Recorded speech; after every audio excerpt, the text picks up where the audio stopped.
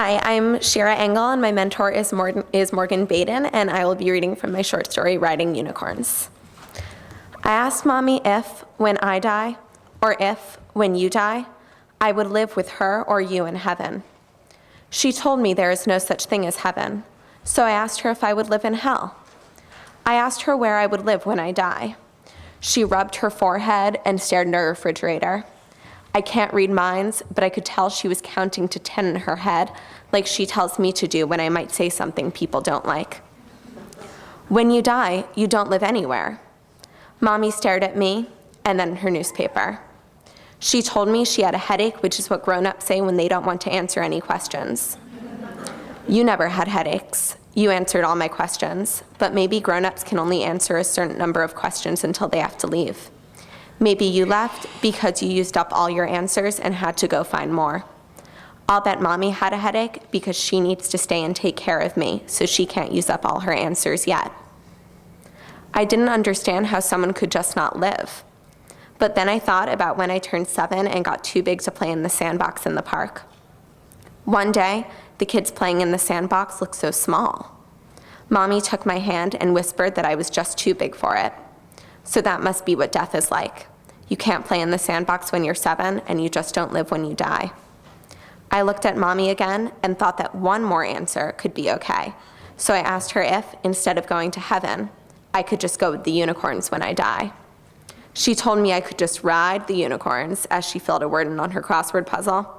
I knew she wasn't taking me seriously because she said the I in ride for a really long time. Like it was cat's cradle strings she stretched through her fingers without even thinking. Maybe, since she wasn't paying attention to me, that answer won't count. The thing is, if I won't see you in heaven, I don't know when I'll see you. I already had a whole plan in mind. Heaven would be like the circus, only without the clowns. Maybe if you knew that you wouldn't have left, because you would have known that we would never see each other again. Do you know why heaven would be the circus? The last time I saw you, you took me to the circus. Remember? Don't worry, I know you do. We took the train to a gigantic blue and white tent that looked like a football stadium in outer space from inside. There were 100 clowns. I wasn't afraid of them. When the circus started, you left to go to the bathroom. You wouldn't know this, but the circus was pretty boring at first. It was cool to see the first tiger jump into the hula hoop, but it got old after a while. You came back from the bathroom holding a white stick with bright green cotton candy.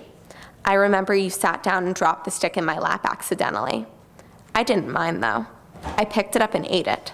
Sometimes I think I can still see the green mark on my overalls, but it's not really there. You see, that night, after you left, I saw Mommy washing them in the sink, and she said tears fight stains best. I sat there eating the cotton candy when you whispered something in my ear. Look at the unicorns, you said. I just saw horses on the stage. Unicorns are horses with wings and horns on their heads, you whispered. I think that's what I remember best about that day, the unicorns.